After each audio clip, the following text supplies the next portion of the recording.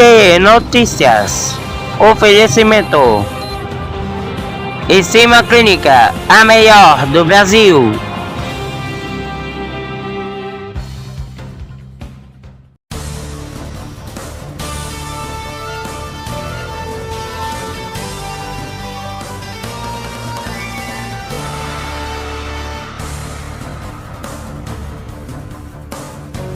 Olá, minha gente, muito boa noite.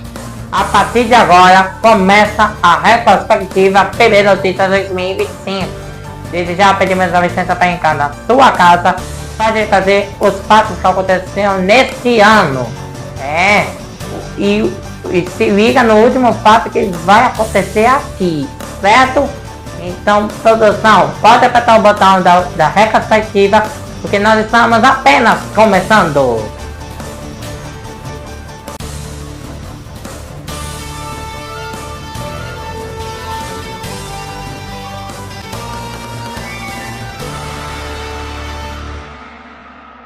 As polícias civis da Paraíba e também de Pernambuco investigam o sequestro de um casal que foi encontrado morto horas depois. Quem traz os detalhes pra gente é a repórter Vanessa Braz, que está ao vivo falando diretamente de João Pessoa. Uma boa noite para você, Vanessa. Quem são essas vítimas? Boa noite, Simone. Boa noite a todos que nos acompanham. As vítimas foram identificadas como Alex Bruno, de 28 anos, e Maria Letícia, de 26 anos. O casal foi sequestrado na madrugada dessa quarta-feira no condomínio em que residiam, no bairro de Mangabeira, aqui em João Pessoa. Os homens chegaram, esses criminosos, eles usavam roupas de policiais, estavam disfarçados, acabaram levando este casal que horas depois, cerca de 2 horas depois, foram encontrados mortos com disparos de arma de fogo em Igaraçu, que fica em Pernambuco, a mais ou menos 90 quilômetros aqui de João Pessoa.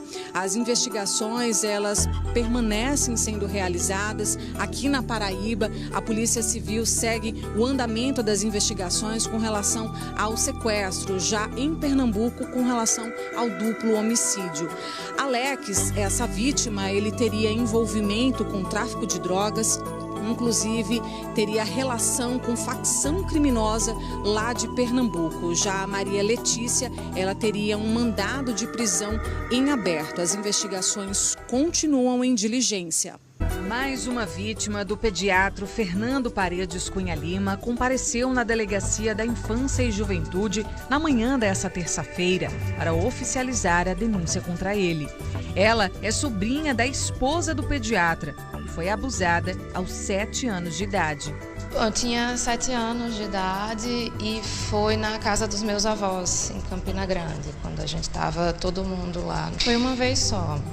Foi durante a noite, todo mundo da casa estava dormindo. E aí ele me chamou, enfim, ele aproveita da confiança que a gente tem nele, né, para, enfim, cometer os atos.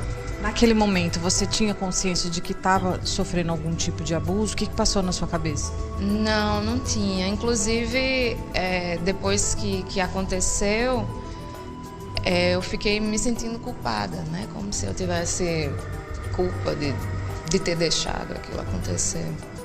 Outras pessoas do seu convívio teve conhecimento do que tinha ocorrido? Qual foi a reação? Não, eu só contei para algumas pessoas da família e alguns amigos no começo do mês passado, quando foi a público, né, o que tinha acontecido, e aí eu resolvi que eu ia falar também.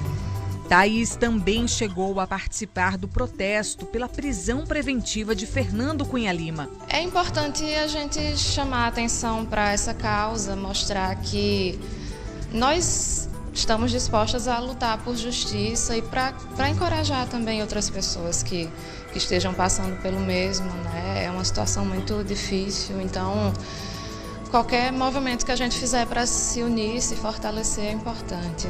O advogado que tem acompanhado as vítimas esteve na ocasião e atualizou a situação do atual inquérito. Nesse novo inquérito já temos 2 vítimas que foram ouvidas, né? Eu tomei conhecimento que na data de ontem uma outra vítima compareceu até a delegacia, ainda não tive acesso ao inquérito para confirmar essa informação, mas se de fato houve essa vítima, temos 3 vítimas nesse novo inquérito e aguardamos ainda para essa semana mais 2 vítimas serem ouvidas. Quais são os próximos passos que vocês estão tomando para tentar novamente essa prisão preventiva?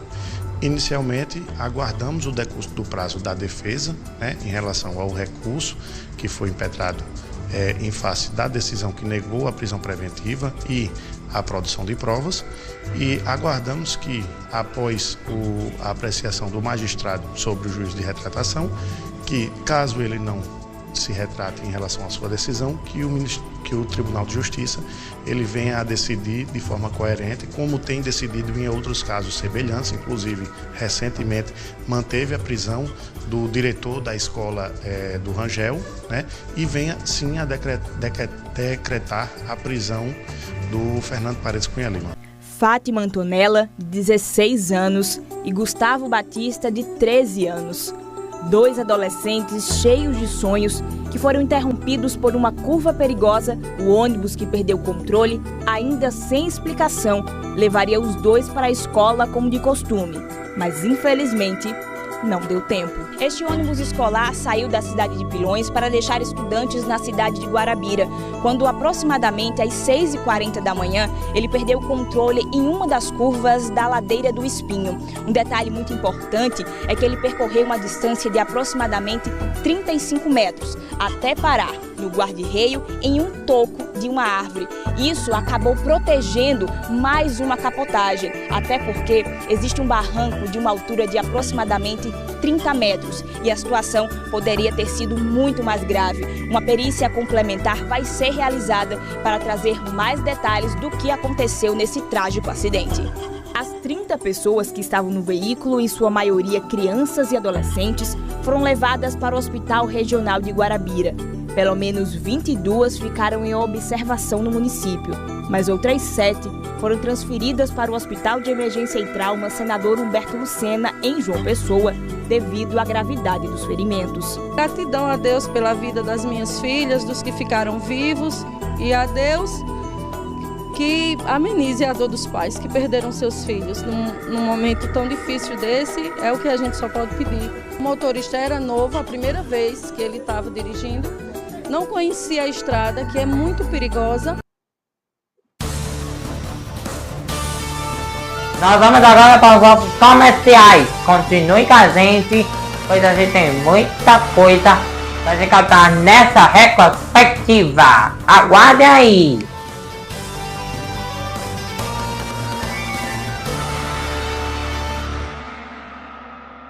Toda segunda, quarta e sexta você fica muito bem informado aqui no Fala Mais Online.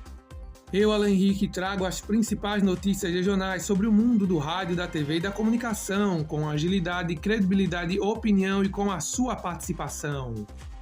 Não perca, o Fala Mais Online vai ao ar toda segunda, quarta e sexta, a partir das 8 da noite, ao vivo. Inscreva-se no nosso canal e siga o programa nas redes sociais. O Boletim Brasil tem o objetivo de informar as pessoas o que de mais relevante aconteceu naquele dia, sempre com credibilidade, trazendo todos os detalhes. Eu, João Vitor, tenho o prazer de te deixar sempre bem informado e atualizado.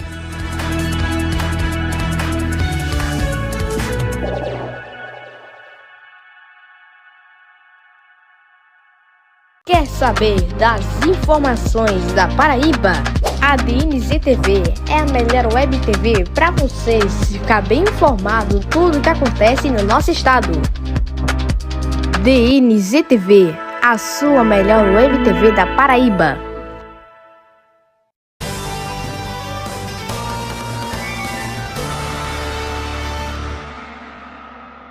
A após um trabalho conjunto das polícias de Pernambuco e da Paraíba, o médico pediatra Fernando Paredes Cunha Lima, de 81 anos, foi encontrado e preso nesta sexta-feira. Ele estava em um flat em Paulista, região metropolitana do Recife. Conseguimos segui-lo de forma cautelosa, sem a percepção, até o local onde esse idoso estava foragido.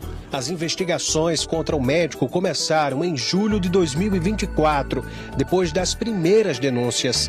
Em menos de uma semana, pelo menos 7 mães relataram casos de assédio e abusos sexuais contra os filhos. As testemunhas de acusação foram ouvidas, as testemunhas de defesa, o réu foi interrogado e as vítimas foram ouvidas e prestaram depoimentos fortes, confirmando e reforçando tudo o que foi dito na esfera policial. Fernando Cunha Lima estava foragido desde o dia 5 de novembro do ano passado. A prisão do médico ocorre após uma série de denúncias de estupro de vulnerável. As vítimas são crianças pacientes dele. De fato, houve nesses 4 meses todo um aparelho, um aparato para servir para que esse alvo nosso ficasse sem cumprir com a determinação judicial do nosso Estado. O médico Fernando Cunha Lima nega as acusações. Ele afirma que não vai ficar preso. Agora, com a minha doença, eu não vou ficar preso. Tem certeza que vai ficar preso? Tenho certeza. Eu vou ficar só 2 dias e saio. Se considera inocente, seria isso? Claro. Saiu essa semana a sentença do Dr. Fernando, condenação de 22 anos com relação à acusação em 2 supostas vítimas e absolvição em 2. O regime atribuído foi o regime fechado, ele continua recolhido no presídio do Valentina e já inicia-se o cumprimento da pena pela expedição da guia provisória de cumprimento da pena. Nós ainda estamos analisando e amadurecendo a questão do recurso contra essa sentença. O prazo finda-se na próxima semana, quando vamos interpor o recurso de apelação. E em relação à expectativa, vocês acreditam que irão conseguir? Buscaremos as outras 2 absoluções, obviamente. Então, daqui em diante, ele cumpre, até vocês entrarem com recurso, ele cumpre esses 22 anos ainda em regime fechado. Ele continua recolhido lá no presídio do Valentina, mesmo interpondo o recurso, sem que haja uma decisão contrária, determinando a soltura dele, se for esse o caso, ele continua recolhido lá no presídio do Valentina. Hoje são quantos advogados trabalhando aí na defesa do doutor? Sou eu e o doutor Aécio Fares. Eu estou aqui com o juiz da Infância e Juventude, Adailton Lassé, que vai falar sobre o caso do influenciador Ítalo Santos, que nos últimos dias tem sido aí o centro das atenções, com várias acusações de expor crianças e adolescentes nas redes sociais. Doutor, quais as últimas novidades sobre esse caso? Foi realizada uma busca e apreensão na residência do acusado ou não? Bom, nós despachamos uma ação civil pública movida pelo Ministério Público da Paraíba, onde, dentre outras coisas, foi, em caráter liminar, determinada uma busca e apreensão. A informação que eu tive é que os oficiais de justiça, ao chegarem no local, encontraram a residência fechada e não tinha ninguém. Então nós estamos aguardando a certidão para que o Ministério Público possa se pronunciar com relação a essa situação. No mais, nós vamos aqui depois marcar uma audiência para ouvir as crianças através de depoimento especial, que é uma forma de evitar que elas sejam revitimizadas, é um depoimento que protege a criança e o adolescente, e depois vamos marcar uma audiência. O promovido ele será citado e terá 10 dias para apresentar a sua defesa. Então, vamos determinar depois a sua citação para que ele possa vir a juízo e se defender. Sobre a informação que foi passada que a equipe chegou lá para fazer essa busca e apreensão, a casa estava fechada, que também tem uma informação que ele tinha saído lá em um veículo com equipamentos eletrônicos. Isso procede, doutor? Bom, essa informação também nos chegou através do oficial de justiça, mas não garantiu se aqueles objetos que estavam dentro do carro seriam os mesmos que foram determinados à apreensão. Então, tudo isso ainda vai ser objeto de apuração posterior para que a gente possa tomar uma decisão. Ele pode ser preso? Bom, nesse primeiro momento, por esse ato não, até porque não havia determinação de que ele aguardasse a justiça em casa, né? Foi uma decisão liminar onde ele ainda não foi citado. Então ele será citado para se defender aqui e vamos aguardar os seus argumentos e o que ele pode trazer de provas. São várias acusações e também outras denúncias em outras esferas da justiça. Aqui no caso o senhor está só tratando dessa questão da infância e juventude, né? Sobre essa questão dos vídeos, sensualizando ali. Pois é, a gente cuida da parte protetiva das crianças. Se porventura dessa atitude dele resultar o Ministério Público entender como cometimento de crime, ele vai responder a isso em uma vara específica, que no caso da Paraíba é a vara especial dos hipervulneráveis, que é uma vara que tem competência para processar ações onde são vítimas idosos e crianças e adolescentes. O senhor chegou a ver as imagens que foram postadas nas redes sociais do Ítalo? Aquilo ali caracteriza crime diante do Estatuto da Criança e do Adolescente? Olha, as imagens que eu vi foram imagens realmente deploráveis, porque em situações, crianças com menos de 18 anos tatuadas, mesmo que fossem emancipadas, a emancipação só pode ocorrer a partir dos 16 anos, mas não dá o direito do adolescente se tatuar, né? Não pode ingerir bebida alcoólica, né? Não pode dirigir automóveis. Então, se essas situações ocorrerem, tudo será objeto, evidentemente, de apuração, né? São coisas que, em princípio, criança e adolescente não deveriam ser expostas daquela maneira. Esses vídeos já foram determinados a retirada do ar. O local de se defender não é na rede social, é na justiça, né? Quem responde a processo tem que se defender dentro do processo, devidamente representado por um advogado. Ok, doutor, obrigado pelas informações. Falei aqui com o juiz da Infância e Juventude, Adailton Lacerda, sobre esse caso do influenciador paraibano, que é o Ítalo Santos, que está envolvido aí em vários temas polêmicos, né, gente?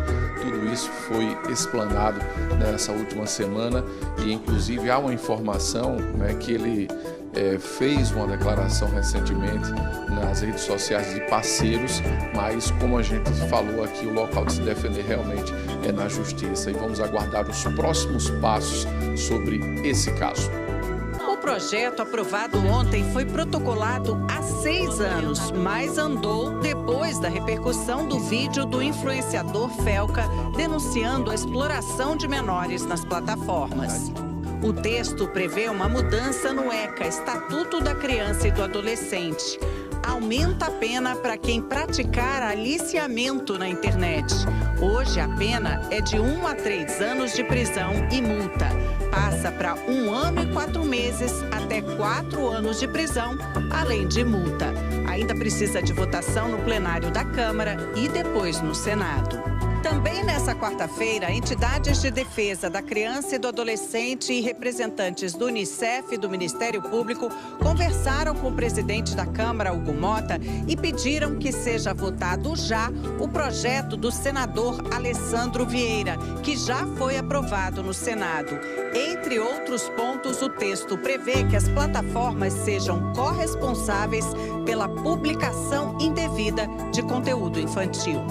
Mota disse que vai levar a ideia na reunião de líderes nesta quinta-feira. O governo também defende a votação rápida desse projeto, segundo a ministra da Articulação Política, Gleice Hoffmann, que participou de uma reunião com o presidente Lula e outros ministros.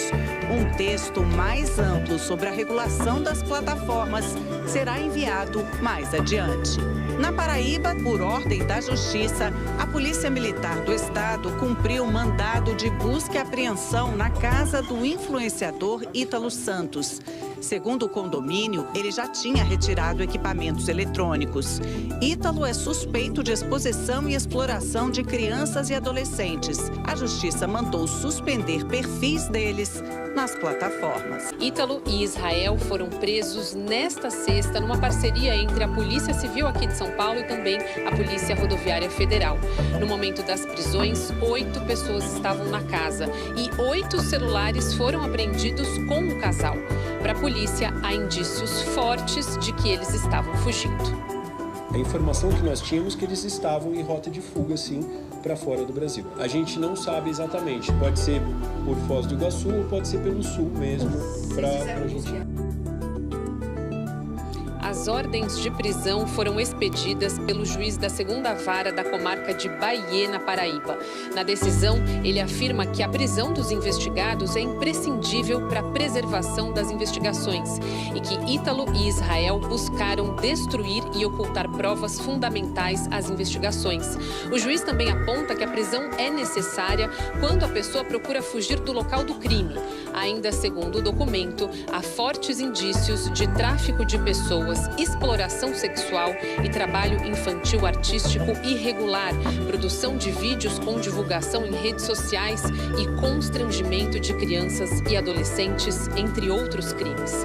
Ítalo e o marido são investigados pelo Ministério Público da Paraíba desde o ano passado. Como estamos diante de uma investigação de possível exploração sexual de pessoas de menor idade, e houve a retirada dessas pessoas de suas casas, então foi incluída a possibilidade desse crime de tráfico de pessoas entre o rol daqueles investigados. Ítalo Santos tem mais de 25 milhões de seguidores nas redes sociais e nos vídeos ele mostrava crianças e adolescentes em danças eróticas com pouca roupa. Segundo a investigação, as imagens eram monetizadas e ainda serviam para atrair a venda de rifas e sorteios na internet. A defesa do casal disse que eles vieram aqui para São Paulo de férias, são inocentes e que a defesa vai entrar com um pedido na justiça para a libertação deles. A gente está lidando com pessoas primárias, pessoas que podem responder à investigação, até mesmo sob medidas cautelares, que é o que a gente vai buscar no nosso habeas. E além de determinar a prisão, a Justiça mandou bloquear as redes sociais de Ítalo Santos e o proibiu de ter contato com os adolescentes citados na investigação e também de receber dinheiro por conteúdos publicados na internet. Esse caso de Ítalo Santos ganhou repercussão depois que o youtuber Felca denunciou a sexualização de crianças e adolescentes nas redes sociais. No bairro Nova Brasília, na cidade de Sapé, é de tristeza. Os vizinhos estão todos consternados com este desaparecimento dos vizinhos, né? Ou seja, deste casal, que desde a última segunda-feira até agora não se sabe o paradeiro. Estamos a poucos metros da casa onde o fato praticamente iniciou e justamente por conta deste imóvel. Por conta que o corretor, né, acabou entrando no assunto para comprar a residência e nesta compra de residência tornou um vínculo com a família. E esse suposto corretor de imóveis, ele teria vendido a casa em torno de cerca de 250 mil, ele teria pedido, mas ele baixou o valor para 150 mil. Mas nisso, colocou exatamente um veículo na jogada, teve uma negociação com um suposto comprador desta residência. E o que acontece? O casal acabou desaparecendo nessa história. O Nelson Honorato, de 65 anos, e a Célia Honorato, de 62 anos. Eles viveram aqui uma década. Vieram do Rio de Janeiro para morar exatamente na pacata cidade de Sapé. Mas eles não sabiam que iria acontecer uma situação como essa. E o jovem de 27 anos, que é autista, ele acabou sendo levado aqui em um veículo saveiro para um canavial e foi espancado, inclusive martelada na cabeça. Agora a interrogação é: onde é que se encontra este casal? Onde é que está esse casal? Está todo mundo aqui querendo saber. A vizinhança está aqui triste por conta deste caso. E o filho da vítima, né, do casal, encontra-se aqui, bastante machucado. Agora, a polícia está investigando o caso porque está em busca do corretor, do suposto corretor, que também supostamente teria se apresentado como um advogado. Agora, as investigações estão apontando ele como um dos principais suspeitos. E outro rapaz que teria participado da ação, que teria recebido a bagatela de 10 mil reais, acabou sendo preso no dia de hoje. É o Renan. Ele já foi encaminhado para o presídio aqui de Sapé e já está com a prisão temporária. Isso mesmo, foi dado como prisão temporária. Agora a pergunta é, cadê o Nelson? Cadê a Célia? Onde é que eles estão? A família quer justiça, quer que a polícia elucide o caso o mais rápido possível. E hoje as buscas foram feitas aqui em um açude bem próximo, que é conhecido como Açude do Mato. Mas, infelizmente, não conseguiram encontrar. Até mesmo o Corpo de Bombeiros foi na barragem vizinha, mas não conseguiram encontrar nem sinal desse corpo. Agora, a população pode ajudar a identificar, ou seja, ajudar no 197, ligando para saber onde é que esse casal se encontra. É um mistério. Aqui a cidade está toda aflita com este caso estarrecedor. É muita gente aqui na rua e todo mundo clamando por justiça. Por quê? Nelson e a Célia, até agora não se tem informações nenhuma, Michel. É lamentável que um caso desses teria acontecido por conta de um imóvel, de uma residência. No caso, nós iniciamos quando fomos chamados para fazer a perícia em 2 veículos. Então, lá atrás nós já fizemos a coleta de materiais lá, material biológico, mas também material químico.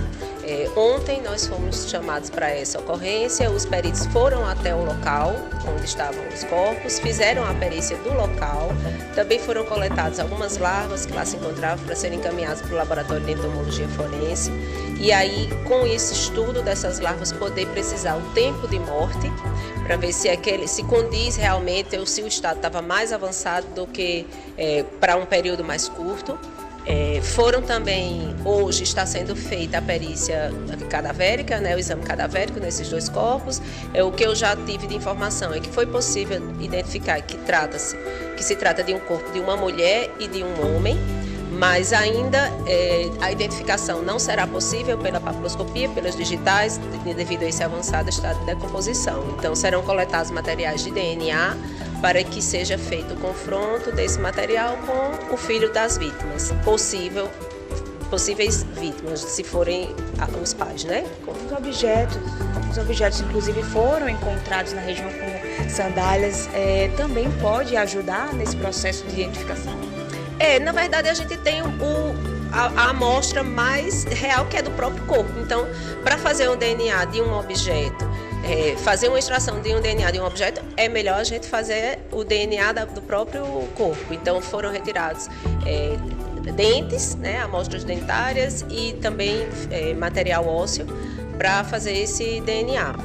A equipe nas diligências desse inquérito policial na investigação foi possível localizar os 2 aparelhos que pertenciam às vítimas e que possivelmente foram encontradas ontem. Essas pessoas que estavam com esses aparelhos indicaram quem seria a pessoa que teria vendido? E se o senhor puder falar, claro, a gente não está aqui para atrapalhar as investigações, essa pessoa que teria vendido teria alguma relação ou com o casal, ou com o Ailton, ou com o Renan? Essa pessoa a gente já identificou, nós temos sua qualificação e está sendo trabalhado também para localizá-la, para que ele possa prestar informação sobre essa venda, né, que foi feita, os aparelhos das vítimas. Ela hoje seria considerada foragida ou ainda não? Não. A pessoa está sendo procurada, mas a princípio agora ainda para prestar esclarecimento a respeito da origem desses aparelhos. Agora, desde o início, onde a gente tem o Renan afirmando, né, que de fato iria tentar matar o filho do casal, que seria um jovem autista, 27 anos, na área de mata também, ele indicou o Ailton. Diante desse encontro, desses corpos que infelizmente aconteceu ontem, a gente considera agora o Ailton mentor, ou seja, a cabeça pensante de toda essa situação e também executor, ou ainda é muito prematuro para se falar nisso? Ele está sendo investigado, que estava a princípio do desaparecimento e agora também pelos homicídios, né? Que se realmente confirmar que são as 2 pessoas que estavam desaparecidas. Então ele primeiro suspeito do desaparecimento e agora de homicídios. Ela era uma pessoa muito maravilhosa. Ele passava, nem as horas ele dava, mas ela não. Ela vinha, dava a gente, conversava. Era uma pessoa muito bacana. A senhora lembra a última vez que falou? Ela desapareceu no dia 18. Aí me disseram que nesse dia ela foi até para a clínica, ela disse que estava cansada. Ela falou que estava, mas isso aí já estava tudo planejado, ela não foi a lugar nenhum.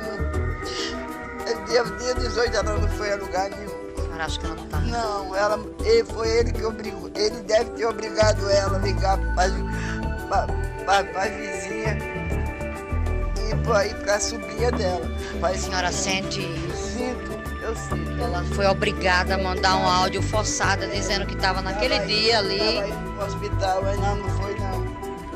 Ela não saiu dentro de casa.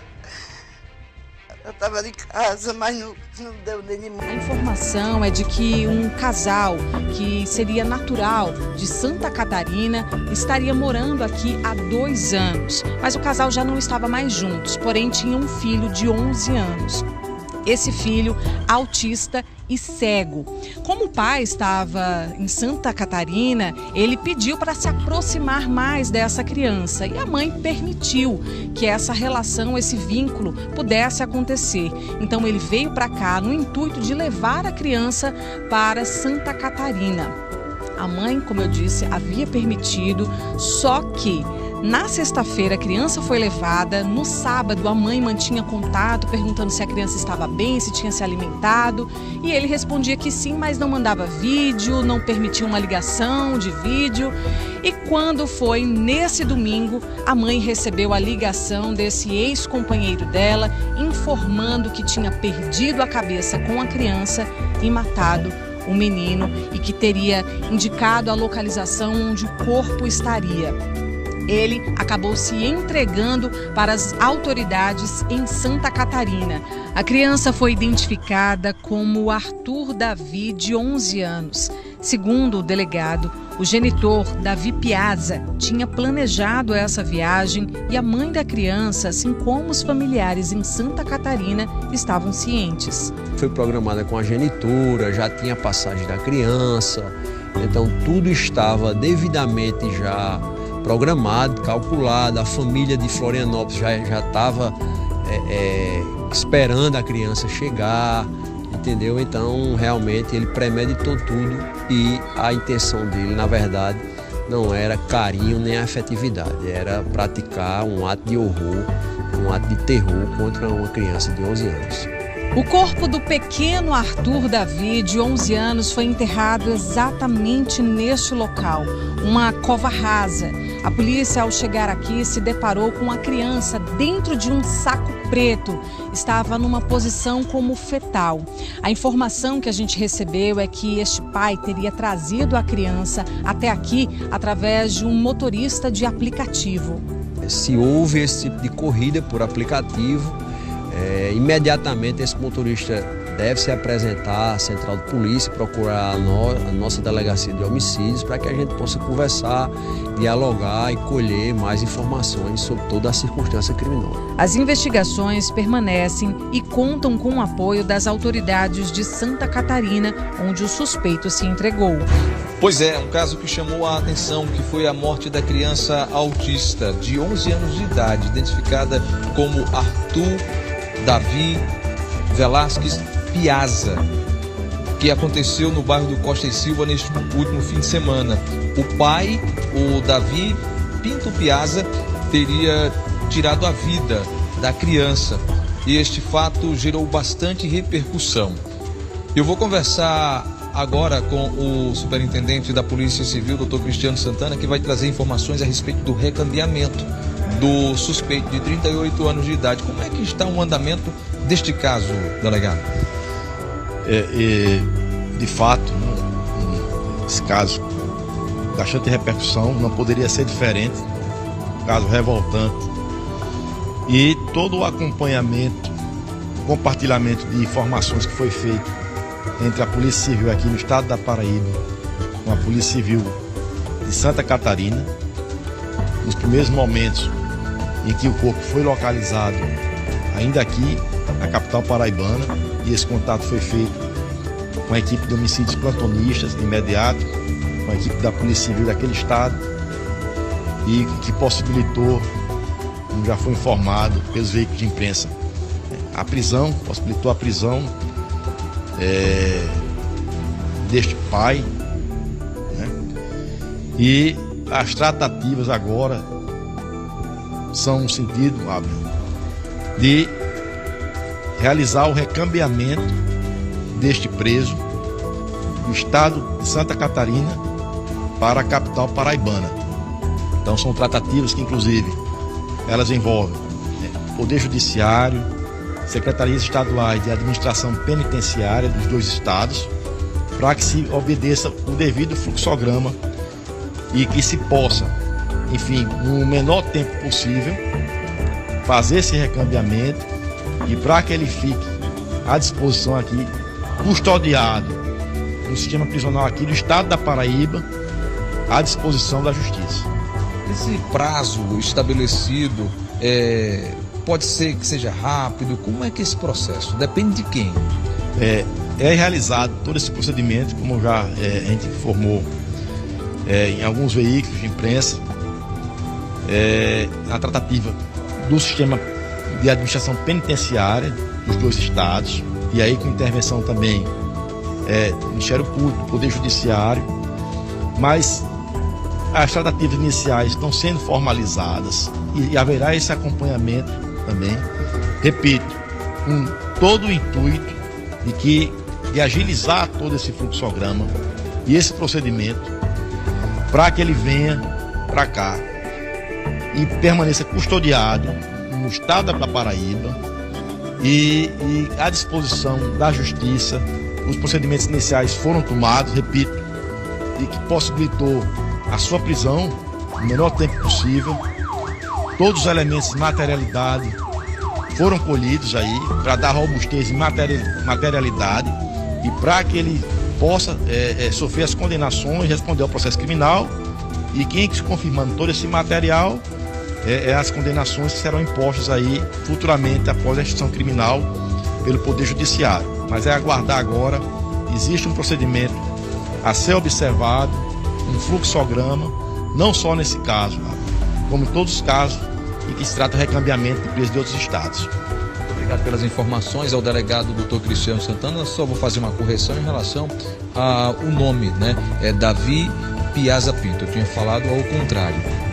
Esse caso repercutiu bastante neste último fim de semana e durante a manhã deste domingo a polícia foi até o local, em um prédio abandonado no bairro do Costa e Silva, onde conseguiu verificar a situação do corpo que estava enrolado em uma sacola. A criança, segundo o laudo informado pelo Instituto de Polícia Científica, teria sido morta por asfixiamento. Isso mesmo, teria sido asfixiada. É um caso lamentável e que repercutiu em toda a Paraíba. Durante a manhã de hoje tivemos também o sepultamento que aconteceu no cemitério do bairro Cristo Redentor do Arthur Davi Velasquez Piazza, de 11 anos de idade, no qual autista, monossilábico e, além disso, com deficiência visual, e teve a vida perdida. Aí, para você que não acompanhou o caso, o porquê teria sido a motivação? Segundo informações do pai repassada pela polícia, é que ele teria perdido a cabeça porque a criança estava chorando bastante. Com imagens de Marcos Rodrigues, Abner Caetano para a TV Tambaú. Alegou realmente que tinha uma pensão alimentícia que pagava em torno de R$ 1.800, estava sufocado financeiramente. Para se livrar dessa dívida, ele veio e decidiu matar o seu filho. Ele recebeu a criança da mãe por volta das 16 e 15 horas. Assim que recebeu, possivelmente já matou a criança, mesmo dia. Assim que recebeu a criança, ele já consumou o intento maquiavélico que ele estava já planejando, né, por volta das 18, 19 horas. E aí ele chamou um Uber que o levou até um Uber ou um carro, algum aplicativo, né, que o levou até o local de crime para enterrar e ocultar o cadáver da criança. Um dos motoristas se apresentou, que foi o que pegou o acusado após o crime e levou para o apartamento dele de volta, certo? Mas há outro elemento aí, que é o motorista de aplicativo, que possivelmente pegou ele no local onde ele matou a criança. Possivelmente ele usou uma rede para envolver a criança. A criança não era muito grande, era uma criança de 11 anos, mas era uma criança pequena. Então dava para ele envolver numa rede, como ele usou um lençol, um volume médio, e trazer tranquilamente no carro. Então esse motorista ele tem que se apresentar, porque nós vamos chegar em você. Você vai ser descoberto. Então é melhor se apresentar, conversar com a polícia, explicar o que aconteceu para que tudo fique esclarecido.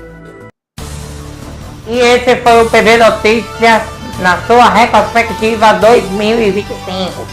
Muito obrigado a todos por acompanhar a audiência mais uma vez. E não é só de hoje, mas durante todo esse ano, tá certo? E você fica agora com o último a edição do ano.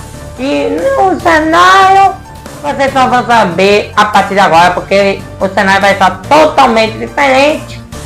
Isso porque o nosso cenário principal vai ser usado para o especial 8 anos. Então, muito obrigado a todos por acompanhar a audiência mais uma vez.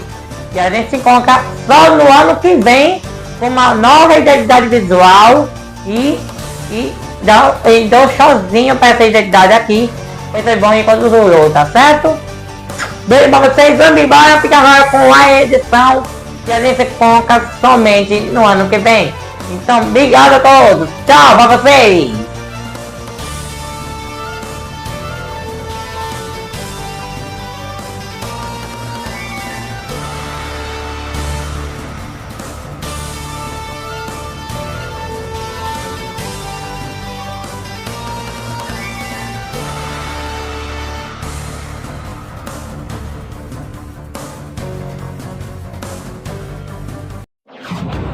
PB Notícias, oferecimento Em Cima Clínica, a melhor do Brasil.